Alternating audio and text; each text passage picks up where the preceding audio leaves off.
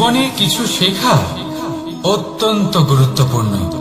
এবার কি কি শিখতে হবে সেই সব শেখানোর জন্য অনেক শিক্ষক রয়েছেন, কিন্তু কি শিখবেন না আর কি করবেন না এটা আমাদের নিজের অভিজ্ঞতা দিয়ে শিখতে হয়। কিন্তু তার মানে এটা নয় যে যদি আপনাকে শিখতে হয় যে আগুনের তাপ কতটা, আপনাকে আগুনের মধ্যে হাত দিতে হবে। না, অন্য কারোর অভিজ্ঞতা দ্বারাও শিখতে পারেন। প্রশ্ন শুধুমাত্র একটাই যে আপনি কি শিখতে চান নাকি চান না। যদি আপনি এটাই ভাবেন যে আমি শুধুই নিজের অভিজ্ঞতা দ্বারাই শিখতে চাই, তাহলে জীবনকাল ছোট মনে হবে, অনেক কিছুই শিখতে পারবেন না। তাই নিজের সাথে সাথে বড়দের অভিজ্ঞতা দ্বারাও শেখা শুরু করে দিন। এই সংসারের অভিজ্ঞতা দ্বারা শিখতে শুরু করে দিন। আর এটা নিশ্চিত রূপে শেখা আবশ্যক যে কখন কি করবেন না, কোথায় থামতে হবে আর কোথায় থামবেন না। তাহলে আসুন আর আমার সাথে ভালোবেসে বলুন, রাধা রাধা।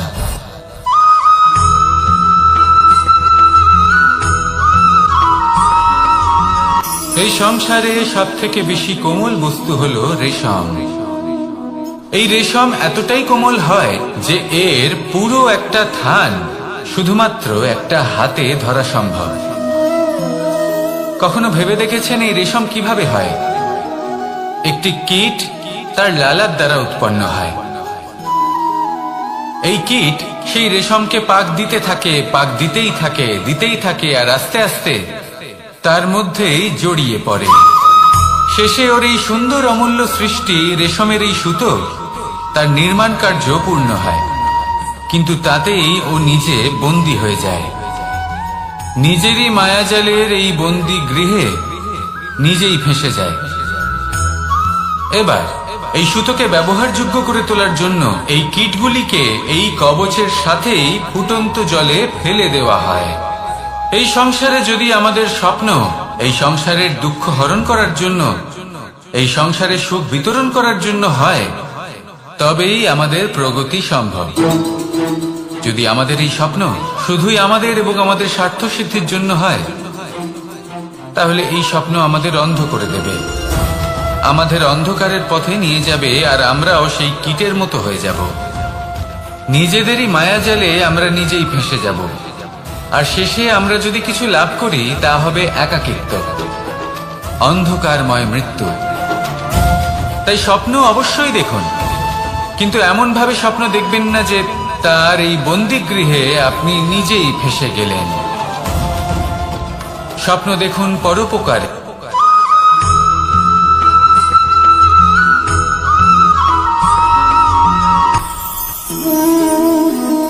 শক্তি এক অত্যন্ত বিচিত্র বস্তু, বা বলতে পারেন অনুভূতি। পিতা সবসময় চান যেন তিনি তার শক্তির পুত্রকে। আসুন আপনাকে সহজে বোঝাই। যদি আপনি সুপাত্র হন আর আপনাকে শক্তি দেওয়া হয়, তাহলে আপনি সেই শক্তির গুরুত্ব বুঝবেন, কোথায় সেই শক্তি প্রয়োগ করা উচিত সেটা বুঝবেন। আর এটা যেহেতু অর্জন করা শক্তি হবে, সেই শক্তির অপব্যবহার হবে না। কিন্তু যদি এই আপনি কুপাত্র হন আর যদি আপনাকে এই শক্তি দেওয়া হয়, তাহলে কি হবে? দেখতে গেলে এই শক্তি আপনি দান হিসেবে পেয়েছেন, তাই না আপনি এই শক্তির গুরুত্ব বুঝবেন আর না এর প্রয়োগ আপনি জানবেন। তার অপব্যবহার হওয়া সুনিশ্চিত। তাই যদি আপনি কোনো শক্তি অর্জন করতে চান, তাহলে আগে তার যোগ্য হয়ে উঠুন, পুত্র নয় পাত্র হয়ে উঠুন। আর আমার সাথে ভালোবেসে বলুন, রাধা রাধা।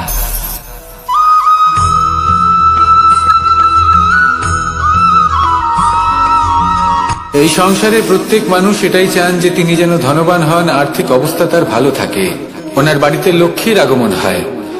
কিন্তু সেটা হবে কি করে, সেটাই হলো প্রশ্ন। কেউ বলেন যে যদি পরিশ্রম করো তাহলে ধন অর্জন সম্ভব, কেউ বলেন যে যদি বিদ্যা লাভ হয় তবেই ধন অর্জন সম্ভব, কেউ বলেন যে যদি বলশালী হও তবেই সম্পন্ন থাকবে। ভালো কথা, যদি তাই হয়ে থাকে, তবে দিনমজুর সারা দিন পরিশ্রম করেন, তিনি কেন ধনী হন না? অনেকজন বিদ্বান মানুষ আছেন এই সংসারে, তারা কেন ধনবান হন না? অনেক সংখ্যক বলশালী ব্যক্তি আছেন, তাদের কাছে ধন নেই কেন? তাদের কেন ধনের অভাব হয়? আবার এমনও কিছু মানুষ আছেন যারা পরিশ্রম করেন, তারা দিনমজুর, কিন্তু তারা ধন অর্জন করতে পারেন। কিছু বিদ্বান ব্যক্তি আছেন যাদের কাছে অধিক মাত্রায় ধন রয়েছে। কয়েকজন বলশালী ব্যক্তি রয়েছেন যাদের কাছে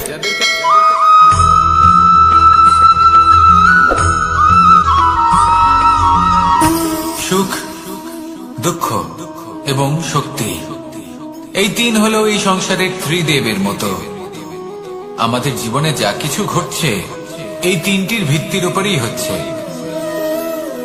আসলে এই সংসারের একটা নিয়ম আছে, যখনই আপনি কিছু লাভ করেন এই সংসার আপনার পরীক্ষা নেয়। এটা জানার জন্য আপনার পরীক্ষা নেয় যে আপনি যা কিছুই লাভ করেছেন আপনি কি আদৌ সেটার যোগ্য কিনা। ঠিক সেইভাবেই এই সুখ, দুঃখ এবং শক্তি আপনার পরীক্ষা নিয়ে থাকে। যখন সুখ আসে তখন সে আপনার পরীক্ষা নেয় যে আপনার মধ্যে অহংবোধ জাগ্রত হয়নি তো। যদি অহংবোধ চলে আসে তাহলে সুখ সেখানেই সঙ্গ ত্যাগ করে। দুঃখ আপনার ধৈর্যের পরীক্ষা নিতে থাকে, আর যদি আপনার মধ্যে ধৈর্য না থাকে তাহলে এটা আপনাকে আরো বেশি দুঃখের গভীর অন্ধকারে ঠেলে দেবে। সেখানে শক্তি পরীক্ষা নেয় আপনার বিনম্রতার। যদি আপনি বিনম্র না হন তাহলে হয় এই শক্তি আপনার সঙ্গ ত্যাগ করবে, নয় এই শক্তি বিনম্রতার অভাবে আপনার পতনের কারণ হতে পারে। এই সংসারে যে কোনো ব্যক্তি যিনি এই পরীক্ষায় উত্তীর্ণ হয়ে থাকেন এই জীবনে তিনি সাফল্য লাভ করেন। আসুন আমার সাথে ভালোবেসে বলুন, রাধা রাধা।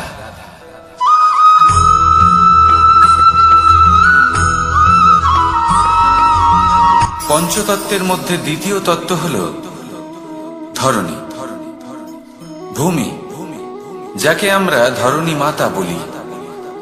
এই ধরণী ধৈর্য ধারণ করে, আর এর উপরেই আমাদের সমগ্র সংসার নির্ভরশীল। কারণ এই ভূমি সহ্য ক্ষমতা রাখে, এর সহ্য ক্ষমতা হলো অপরিসীম। সন্তান যতই আঘাত প্রদান করুক না কেন প্রেম পূর্বক সহ্য করে, আর তার বদলে অমূল্য রত্ন প্রদান করে। সন্তান যদি হাল চালায় তাহলে তার বদলে তাকে অন্ন প্রদান করে। এটাই হলো ধরণী। এবার এর থেকে আমরা কি শিক্ষা পেতে পারি? এটাই যে কারোর জন্য কিছু করা বা কাউকে কিছু দেওয়া মনে কোনো কামনা ছাড়াই। আর এই কথাটা বুঝে যান, যদি কারোর জন্য কামনা না রেখে বা কোনো পাওয়ার আশা না রেখে কারোর জন্য কিছু করেন বা কারোকে কিছু দেন, যদি এটা আপনি শিখতে পারেন তবে আপনি ভালোবাসতে শিখে গেছেন। আর সেই জন্যই এই ধরিত্রীকে মাতা বলা হয়। কারণ মাতা শুধু উনি নন যিনি গর্ভে সন্তানকে ধারণ করেন, মাতা তো উনিও যিনি জীবন বাঁচতে শেখান, যিনি জীবন বাঁচার উদাহরণ প্রদান করেন। তাহলে ধরণীর থেকে এই নিঃস্বার্থ ভাব শিখুন, নিঃস্বার্থ ভালোবাসা শিখুন, আর এই ভালোবাসার সাথেই বলুন, রাধা রাধা।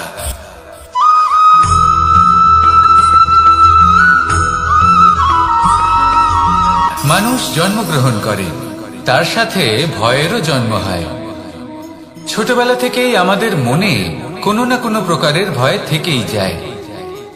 কেউ এই বিষয়ে ভয় পায় যে তার কোনো বস্তু তার থেকে দূরে চলে যাবে, কেউ এই বিষয়ে ভয় পায় যে আমি নিজেকে হারিয়ে ফেলব, কেউ এই ভেবে ভয় পায় যে আমার প্রিয়জনেরা তারা যেন আমার থেকে দূরে না চলে যায়, কেউ এই ভেবে ভয় পায় যে আমরা যেন পথ না হারিয়ে ফেলি, আদি ইত্যাদি। কিন্তু সত্যি কথা বলতে ভেবে দেখুন এই ভয় বাস্তবে কি? শুধুই একটা মনস্থিতি, আর কিছুই নয়। যা কিছু আপনি জীবনে পেয়েছেন তা একদিন আপনাকে হারাতে হবে। এই জীবন হলো আপনারই, কিন্তু তাও একদিন সমাপ্ত হবে। তাই ভয় পেয়ে কি লাভ? এই ভয় শুধু আপনাকে জীবন যাপন করা থেকে বাধা দিচ্ছে, আর কিচ্ছু নয়। পথ হারিয়ে ফেললেই বুঝতে পারবেন যে নতুন পথ কিভাবে বানাতে হয়। কিছু মানুষকে জীবন থেকে হারালে তবেই আপনি বুঝবেন যে আপনার আপনজনকে। এই ভয়ের কারণে ভীত হয়ে থাকবেন না। এই তারা নক্ষত্র অন্ধকারের অভাবে গুরুত্ব হারায়। শিবকেও মহাদেব হওয়ার জন্য বিষপান করতে হয়েছিল। প্রত্যেক পরিস্থিতি, প্রত্যেক সাফল্য আপনার পরীক্ষা নেবে, তাতে উত্তীর্ণ হওয়া হলো আপনার কর্ম। যখনই আপনি ভয় পাবেন বা সংকটের সম্মুখীন হবেন, তখন সাহসের সাথে তার সম্মুখীন হন। মনে রাখবেন, যে সম্মুখীন হতে জানে সাফল্য তার সাথে সবসময় থাকে। আসুন আর আমার সাথে ভালোবেসে বলুন, রাধা রাধা।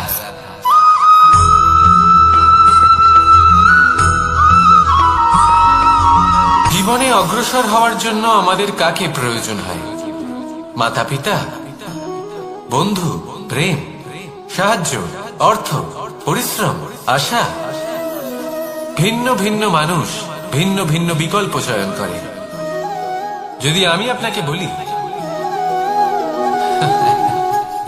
তাহলে জয় আর পরাজয়ের মন্ত্র দুটো শব্দের উপর নির্ভর করে, মেনে নেওয়া আর দৃঢ় হওয়া।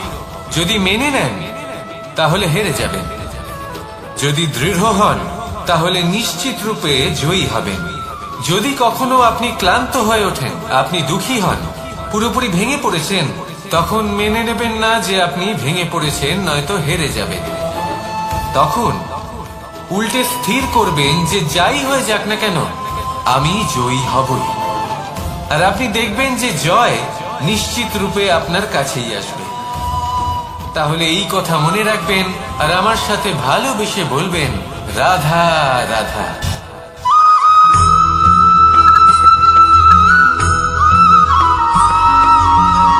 এই সংসারে কোনো বস্তু হোক বা ব্যক্তি হোক, তার একার গুরুত্ব কিন্তু খুব বেশি নয়।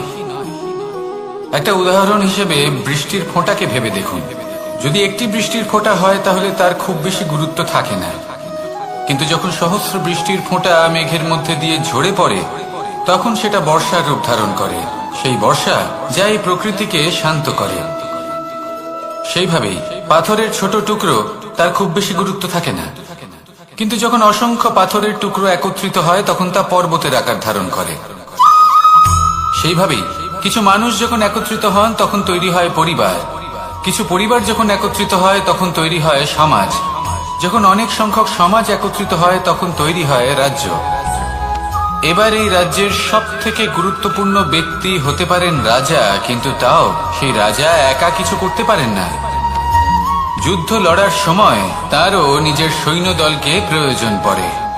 কিন্তু এই সংসারে এমন একজন ব্যক্তি আছেন যিনি একাই সব কাজ করতে থাকেন, এবং সেই ব্যক্তি হলেন মা। আমাদের জীবনে একজন পিতার ভূমিকা কিন্তু নিঃসন্দেহে অমূল্য, কিন্তু আমাদের সকলের জীবনে যে ভূমিকা একজন মায়ের তা অন্য কারোর থাকে না। একজন মা একাই সন্তানকে বড় করতে পারেন, সংস্কারী করে তুলতে পারেন, তার জন্য পরিশ্রম করেন। আর এত কিছু কাজ করার পরেও তার কাজের জন্য তিনি প্রশংসা অবশ্য পান না। উল্টে যদি সেই সন্তান অনুচিত পথে চালিত হয়, অনুচিত কর্ম করে, তখন সেই মাকেই অপবাদের পাত্র হয়ে উঠতে হয়। আমাদের জীবনে মায়ের যোগদান কতটা সেটা বুঝুন। আপনাকে বড় করে তোলার জন্য উনি কতটা পরিশ্রম করেছেন সেটা বুঝুন। আজ থেকে, এখন থেকে, এই মুহূর্ত থেকে মাকে সম্মান করতে শিখুন। যখন সময় পাবেন, যখন সুযোগ হবে, তখন তার প্রশংসা করুন, ওনারও ভালো লাগবে। আর মায়ের এই মমতার জন্য, তার এই ভূমিকার জন্য আসুন সবাই মিলে আমরা তাকে প্রণাম করি, আর সকলে মিলে ভালোবেসে বলি, রাধা রাধা।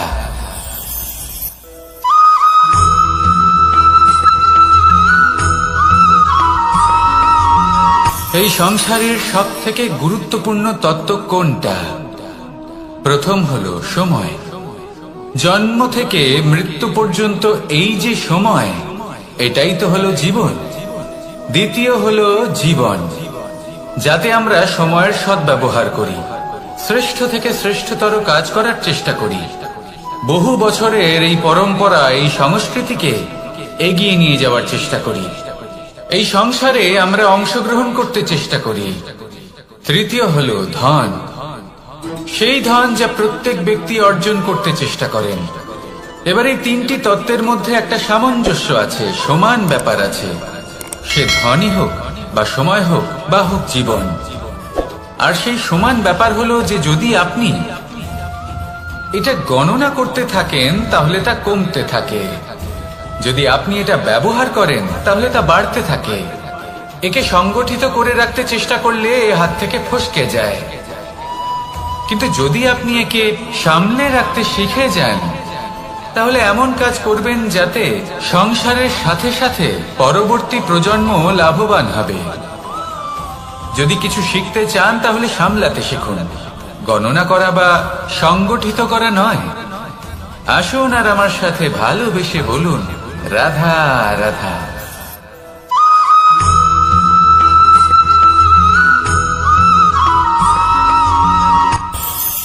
এই সংসারে আমরা প্রকাশ কোথা থেকে পাই? এর উত্তর বড়ই সরল। ভোরে যখন সূর্যোদয় হয় তখন প্রকাশের কিরণ আমাদের ঘরে এসে পৌঁছয়। এইভাবেই আমরা প্রকাশ লাভ করি। এবার এই প্রকাশের আলোতেই আমরা সারাদিনের কাজ সম্পন্ন করি। সন্ধে হয়ে যায়, সূর্যাস্ত হয়ে যায়, আর আমাদের ঘর যাতে অন্ধকার না হয় তার জন্য আমরা একটা প্রদীপ প্রজ্বলিত করি। এটাই ঘটে আমাদের জীবনেও। এবার প্রবাহমান আয়ুর সাথে আমরা আমাদের অন্তরে যদি একটা প্রদীপ প্রজ্বলিত করে নিই তাহলে বিষয়টাই অন্যরকম হবে। এবার আপনি বলবেন কোন প্রকাশের কথা বলছি যা আমাদের অন্তরে জাগ্রত করা সম্ভব? আমাদের আত্মার মাঝে প্রেমের প্রকাশ জাগ্রত করার কথা বলছি। কারণ আমাদের এই জীবন এও হলো দিনের আলোর মতো। আজ প্রকাশ আছে, কিন্তু কোনোদিন অবশ্যই অস্ত হবে। কিন্তু অস্ত হবার আগে যদি আমরা আমাদের আত্মার মাঝে প্রেমের এই প্রকাশ উজ্জ্বলিত করে নিই তাহলে আমাদের সন্ধ্যাকালও আমরা আনন্দে এবং প্রেমে যাপন করব। তাহলে আসুন আর আমার সাথে ভালোবেসে বলুন, রাধা রাধা।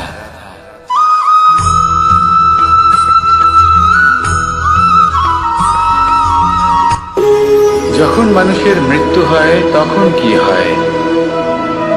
অনেক সংখ্যক মানুষ শোক পালন করতে চলে আসেন। যে ব্যক্তি মৃত্যু লাভ করেছেন তার অনেক বস্তু থাকে যেগুলো তার প্রিয়, যেগুলো তিনি ব্যবহার করেছেন। তার শয্যা, তার বস্ত্র, তার আভূষণ সবকিছু তার থেকে বিচ্ছিন্ন করা হয় এবং খালি হাতে তাকে শ্মশানের উদ্দেশ্যে রওনা করা হয়। আমি আপনাকে এই প্রশ্ন করতে চাই, আপনি এই সংসারে কি অর্জন করেছেন? ধন, সম্পত্তি, বস্ত্র, আভূষণ, এই সবকিছু যে আপনি অর্জন করেছেন আপনার মৃত্যুর পরে তা আপনার থেকে দূর হয়ে যাবে। এর উত্তর হলো একটাই, আপনার কর্ম। শুধু সেটাই আছে যা একান্ত আপনার, আর শুধু সেটাই এই সংসার থেকে চলে যাওয়ার পরেও সংসারেই জীবিত থাকবে। যদি আপনি দুষ্কর্ম করেন তাহলে এই সংসার আপনাকে একটি অনুচিত উদাহরণ হিসেবে মনে রাখবে যে এই ব্যক্তি খুব পাপী ছিল, অনুচিত কর্ম করতেন। যে পথে তিনি চলেছেন সেই পথে কারোর চলা উচিত নয়। সেখানেই যদি আপনি সৎকর্ম করেন তাহলে সংসার চিরকাল এটাই বলবে যে খুব ভালো মানুষ ছিলেন, সবাইকে ভালোবাসতেন, সবাইকে সাহায্য করতেন, আমার খুব প্রিয় মানুষ ছিলেন। এটাই হলো শ্রেষ্ঠ কর্ম। সেই জন্য জীবনে শুধুমাত্র ধন, সম্পত্তি, আভূষণ এই সব অর্জন করতে গিয়ে নিজের মনোনিবেশ করবেন না। শ্রেষ্ঠ কর্ম করুন। সংসার থেকে চলে যাওয়ার পরেও এই কর্মই এই সংসারে আপনাকে জীবিত রাখবে। আসুন আমার সাথে ভালোবেসে বলুন, রাধা রাধা।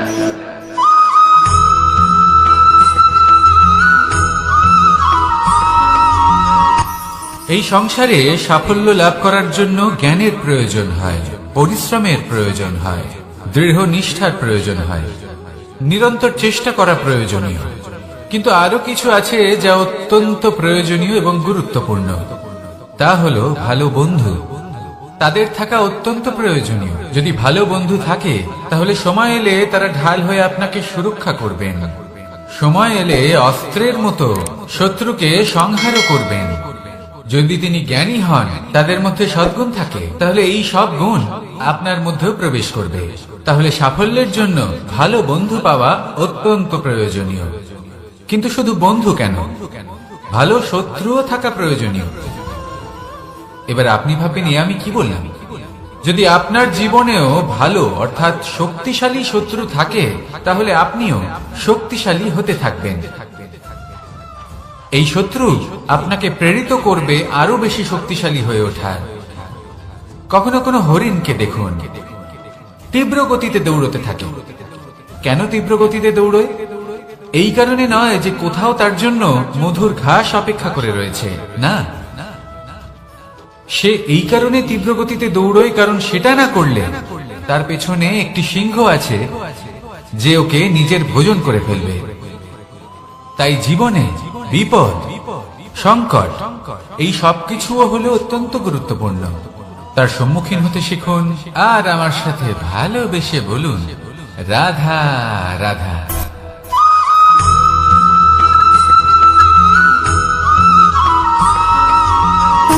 সুখ, দুঃখ এবং শক্তি, এই তিন হলো এই সংসারের ত্রিদেবের মতো।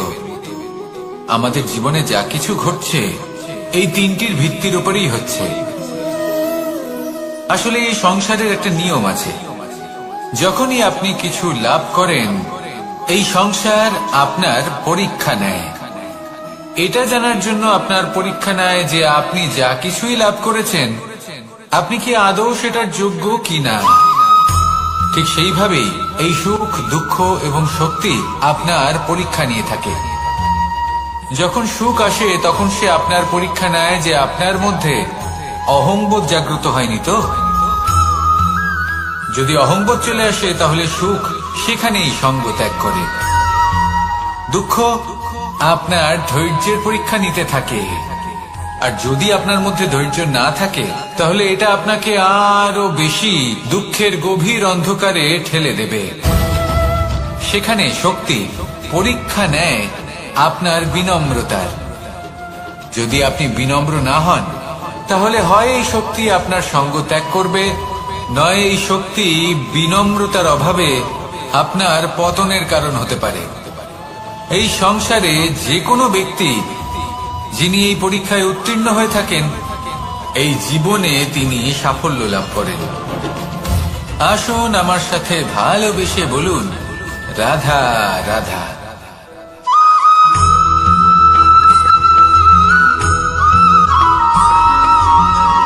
পুরুষার্থ।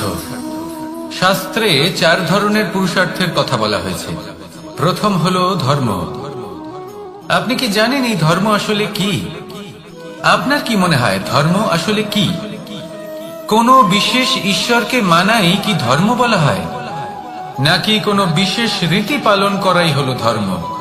নাকি কোনো বিশেষ সাহিত্যকে সর্বশ্রেষ্ঠ মনে করাই হলো ধর্ম?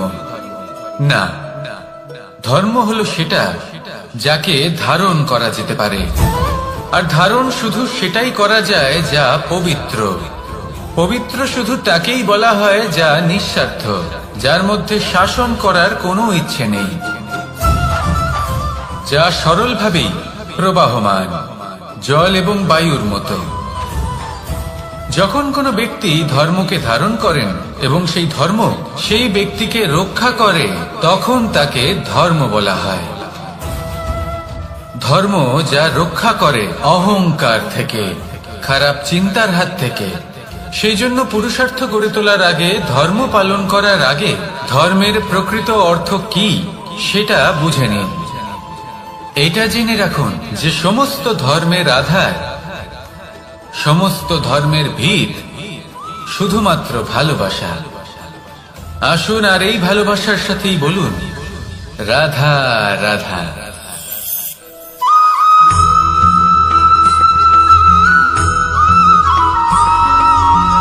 এই সংসারে সব থেকে বেশি কোমল বস্তু হলো রেশম। এই রেশম এতটাই কোমল হয় যে এর পুরো একটা থান শুধুমাত্র একটা হাতে ধরা সম্ভব। কখনো ভেবে দেখেছেন এই রেশম কিভাবে হয়? একটি কীট তার লালার দ্বারা উৎপন্ন হয়। এই কীট সেই রেশমকে পাক দিতে থাকে, পাক দিতেই থাকে, আর আস্তে আস্তে তার মধ্যেই জড়িয়ে পড়ে। শেষে ওর এই সুন্দর অমূল্য সৃষ্টি রেশমের এই সুতো তার নির্মাণ কার্য পূর্ণ হয়, কিন্তু তাতেই ও নিজে বন্দী হয়ে যায়। নিজেরই মায়াজালের এই বন্দী গৃহে নিজেই ফেঁসে যায়। এবার এই সুতোকে ব্যবহারযোগ্য করে তোলার জন্য এই কীটগুলিকে এই কবচের সাথেই ফুটন্ত জলে ফেলে দেওয়া হয়। এই সংসারে যদি আমাদের স্বপ্ন এই সংসারের দুঃখ হরণ করার জন্য, এই সংসারে সুখ বিতরণ করার জন্য হয়, তবেই আমাদের প্রগতি সম্ভব। যদি আমাদের এই স্বপ্ন শুধুই আমাদের এবং আমাদের স্বার্থ সিদ্ধির জন্য হয়, তাহলে এই স্বপ্ন আমাদের অন্ধ করে দেবে, আমাদের অন্ধকারের পথে নিয়ে যাবে, আর আমরাও সেই কীটের মতো হয়ে যাব। নিজেদেরই মায়াজালে আমরা নিজেই ফেঁসে যাব, আর শেষে আমরা যদি কিছু লাভ করি তা হবে একাকিত্ব, অন্ধকারময় মৃত্যু। তাই স্বপ্ন অবশ্যই দেখুন, কিন্তু এমন ভাবে স্বপ্ন দেখবেন না যে তার এই বন্দিগৃহে আপনি নিজেই ফেঁসে গেলেন। স্বপ্ন দেখুন পরোপকারে।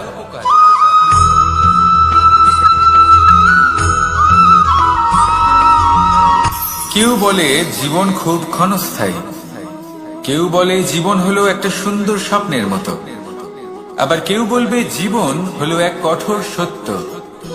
কিন্তু জীবন আসলে কি? জীবন হলো আপনারই প্রতিবিম্ব, একটা দর্পণ। অর্থাৎ আপনি জীবনকে সেইভাবেই পাবেন যেরকম আপনি নিজেকে প্রতিপন্ন করবেন।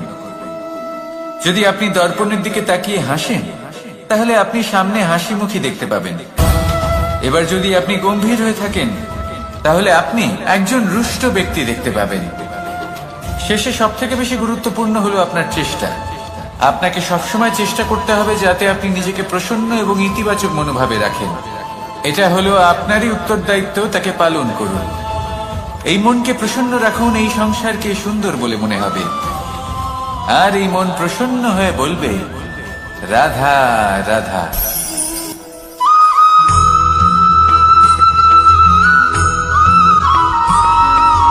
জীবনে যখন কোনো ব্যক্তি নিজের লক্ষ্য প্রাপ্তির জন্য নিরন্তর পরিশ্রম করতে থাকেন, চেষ্টা করতে থাকেন, তখন তিনি কষ্ট অনুভব করেন, কখনো শারীরিক কষ্ট, কখনো মানসিক কষ্ট। এবার উনি এটা ভাবতে থাকেন যে আমি কি উচিত করছি নাকি অনুচিত করছি, কারণ অন্যদিকে এমন একজন ব্যক্তিও আছেন যিনি একদমই পরিশ্রম চেষ্টা করছেন না। তিনি মদিরা পান করেন, বিলাসিতায় জীবন কাটান, অলস প্রকৃতির হয়ে ওঠেন, নিদ্রাতে বিলীন হয়ে থাকেন, আর ভাবেন যে তিনি সুখ লাভ করছেন। কিন্তু এরকম কেন হয়? কারণ যখন আমরা সৎ পথে থাকি, উচিত পথে চলি, লক্ষ্য প্রাপ্ত করার জন্য চেষ্টা করতে থাকি, তখন আমাদের ভেতরে থাকা নেতিবাচক শক্তি এবং পাপ এই দেহকে ত্যাগ করে দেয়। আর এই অনুভূতিটাই আমাদের দুঃখের অনুভূতি দেয়, কষ্ট দেয়। এবার সেখানে যদি আমরা কুপথে চলি, অনুচিত পথে চলতে থাকি, তাহলে আমাদের ভেতরে থাকা পুণ্য এবং ধনাত্মক শক্তি আমাদের দেহ ত্যাগ করে দেয়।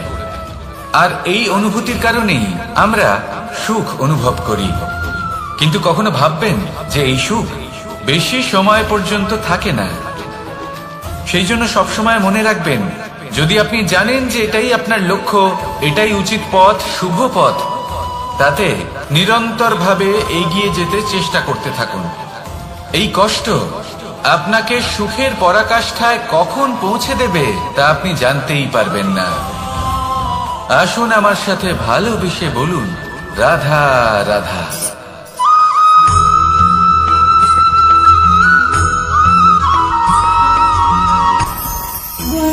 ভোজন। এবার ভোজন সংগ্রহ করার জন্য মানুষ কি না করেন। সবসময় চেষ্টা করতে থাকেন, ফসল উৎপাদনের জন্য অনেক পরিশ্রম করতে থাকেন, কিন্তু অনেক সময় অনেক পরিশ্রম করার পরেও ফসল ভালো উৎপাদন হয় না। এর কারণ কি? কারণ হলো এটাই যে আপনি পরিশ্রম হয়তো অনেক করেছেন, কিন্তু আপনার নজর তো সেই বীজের দিকে ছিলই না যা আপনি রোপণ করেছেন।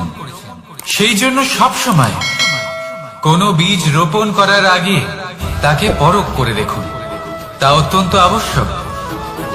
আর সেইভাবেই যখনই কোনো কর্মের প্রশ্ন আসে, তাহলে সেখানে শুধুমাত্র পরিশ্রম যথেষ্ট নয়, সেই কাজের প্রতি আপনার কর্তব্য কি, আপনার উদ্দেশ্য কি, সেটা জানা হলো অত্যন্ত গুরুত্বপূর্ণ। তাই কর্ম করুন, কিন্তু সেই কর্মের প্রতি আপনার যা উদ্দেশ্য তার মাহাত্ম্য বুঝতে চেষ্টা করুন। তাহলে আসুন আমার সাথে ভালোবেসে বলুন, রাধা রাধা।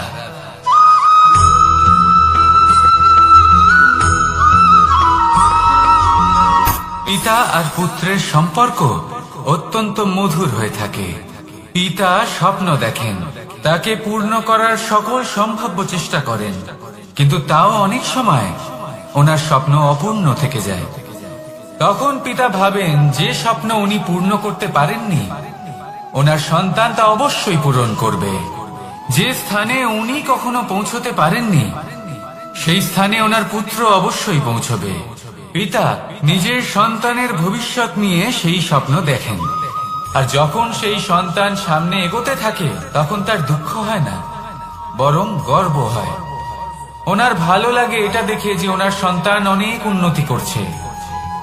কিন্তু যখন সন্তান নিজের অভিভাবকের শক্তি দেখে, তার যশ দেখে হিংসা করতে থাকে, সমস্যা সেইখানেই শুরু হয়। সেই জন্য সকল সন্তানকে এটা মনে রাখতে হবে, দেখুন, পুত্র হবার সুবাদে, এক সন্তান হবার সুবাদে এটা হলো আপনার অধিকার যে আপনি আপনার পিতার থেকে বেশি উন্নতি করবেন। আপনার পিতাও এটাই চান, কিন্তু সুস্থভাবে এটা করুন। একটা রেখা টেনে নিন, যাতে আপনি তাতে এগোতে পারেন আর আপনার পিতার তাতে গর্ববোধ হয়, আর সেই বিষয়ে দুঃখ না হয় যে আমার সন্তান আমাকেই ছোট করার চেষ্টা করছে। ইতিহাস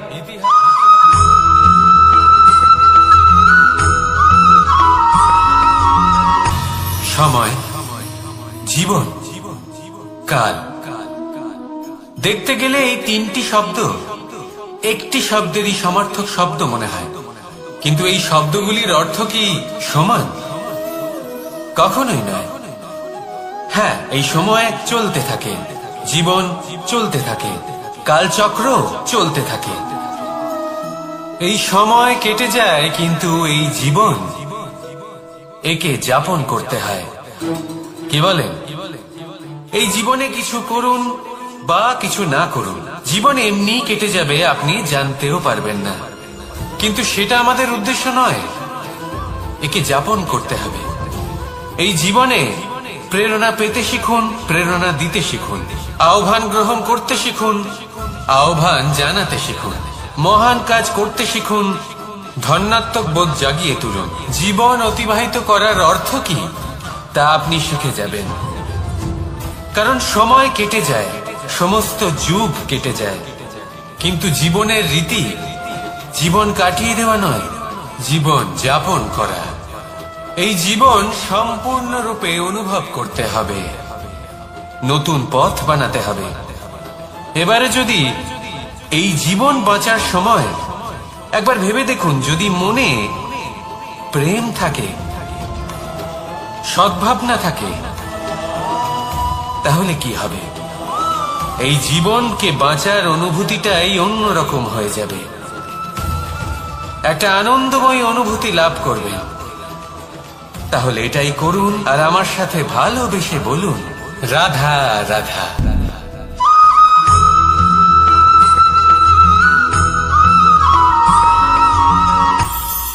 এটা হলো ধান গাছ, এর থেকে যে চাল উৎপন্ন হয় তা মানুষ গ্রহণ করেন। আর এটা কি? এ হলো জংলি ঘাস, একবার ভেবে দেখুন, যদি এই জংলি ঘাস ধান গাছের আশেপাশে থাকে তাহলে কি হবে? ধান উৎপন্ন হতে পারবে? তা উৎকৃষ্ট হতে পারবে? আমরা কি তা গ্রহণ করতে পারবো? কখনোই নয়। এই জংলি ঘাস ধানকে নষ্ট করে দেবে, কিন্তু নিজে জীবিত থাকবে। এটাই হলো আজকের শিক্ষা। এই সংসারে যদি আপনি নীতির পথে চলতে চান, উচিত কর্ম করতে চান, সংসারকে সেবা করতে চান, তাহলে জংলি ঘাসের মতো ব্যক্তিদের থেকে সবসময় দূরে থাকতে হবে। সেই ব্যক্তি যারা দুর্নীতি এবং মিথ্যা দ্বারা পরিপূর্ণ, যাদের ব্যবহার অশুভ, যাদের অনেক অশুভ গুণ রয়েছে, তারা সঠিক নয়। সেই সকল ব্যক্তি যাদের চরিত্র অত্যন্ত দুষ্ট হয়, তারা হয় শুভ চরিত্রের ব্যক্তিকে একদম নষ্ট করে দেয়, নয় নিজের মতো বানিয়ে তোলে। তাই যদি আপনি নীতির পথে চলতে চান, এই সংসারের জন্য শুভ কর্ম করতে চান, তাহলে সেই সঙ্গ লাভ করুন যে সঙ্গ জ্ঞানে পরিপূর্ণ, যাদের মধ্যে অনেক গুণ আছে, যাদের থেকে প্রতিদিন কিছু শিখতে পারবেন। এমন ব্যক্তির সাথে জীবন অতিবাহিত করুন, দুরাচারীদের থেকে দূরে থাকুন। তবেই এই মন প্রসন্ন হয়ে বলবে, রাধা রাধা।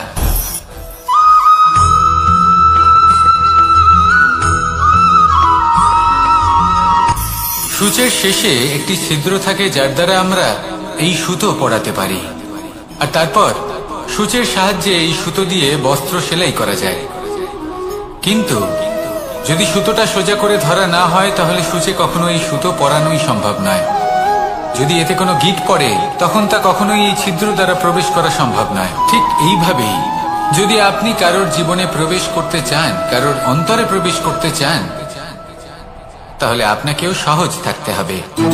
এতে কোনো গিঁট থাকলে চলবে না, অর্থাৎ মনে যাতে কোনো মালিন্য না থাকে, যেন কোনো কুচিন্তা না থাকে। যদি এসব থাকে, তাহলে আপনি কখনো কারোর জীবনে প্রবেশ করতে পারবেন না। আর যদি কোনোভাবে আপনি প্রবেশ করেও যান, তাহলে তার মনে ঘর করতে পারবেন না।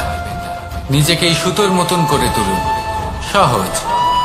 মনে যেন কোনো কুচিন্তা না থাকে, সবার প্রতি যেন সদ্ভাবনা থাকে, শুভ চিন্তা থাকে। এমনটা করতে থাকুন। এমন একটা দিন আসবে যেদিন এই সমস্ত সংসারের ব্যক্তির মনে আপনি বাস করবেন, আর তখন এই মন প্রসন্ন হয়ে বলবে, রাধা রাধা।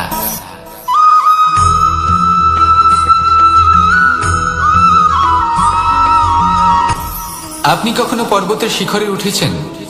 আপনি দেখতে পাবেন পর্বতের পদতলে প্রচুর সুন্দর ফুল রয়েছে, সবুজ বনানী রয়েছে। যত আপনি ওপরে উঠতে থাকবেন, তত ফুল কমতে থাকবে, সবুজ বনানী কমতে থাকবে। আরো কিছুটা ওপরে উঠলে কাঁটা জাতীয় গাছ দেখতে পাবেন, শুকনো গাছ দেখতে পাবেন। আরো যদি ওপরে ওঠেন, তাহলে পাষাণ দেখতে পাবেন। আরো ওপরে উঠলে হিমখণ্ড দেখতে পাবেন। এই যে পর্বত, তা মনুষ্য জীবনের সব থেকে উত্তম উদাহরণ। মানুষ যখন সাফল্যের শিখরে পৌঁছতে চান, মহানুভবতার শিখরে পৌঁছতে চান, পথে যত আস্তে আস্তে উপরে উঠতে থাকেন, ততই ভৌতিক বস্তু তার থেকে বিচ্ছিন্ন হতে থাকে। যদি তিনি সেই ভৌতিক বস্তুগুলি ত্যাগ না করতে পারেন, তাহলে কখনোই সেই স্থানে পৌঁছতে পারবেন না। আর মানুষ যদি উচিত ত্যাগ করতে পারেন, পথে অগ্রসর হতে থাকেন, এগোতে থাকেন, তাহলে একদিন না একদিন তিনি মহানুভবতার জ্ঞানের সাফল্যের হিমের স্বাদ অবশ্যই লাভ করবেন। মনে রাখবেন, মানব জীবনে ত্যাগ হলো অত্যন্ত গুরুত্বপূর্ণ অংশ। আসুন আমার সাথে ভালোবেসে বলুন, রাধা রাধা।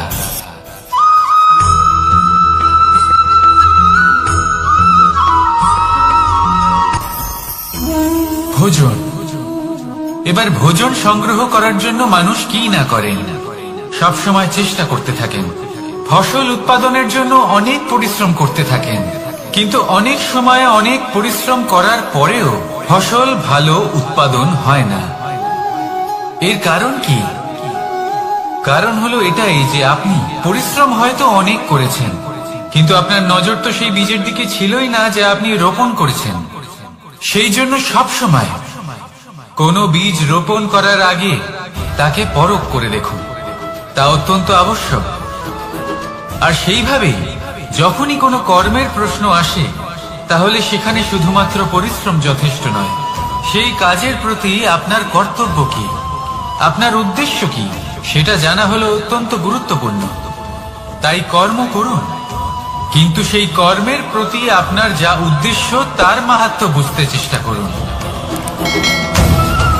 তাহলে আসুন আমার সাথে ভালোবেসে বলুন, রাধা রাধা।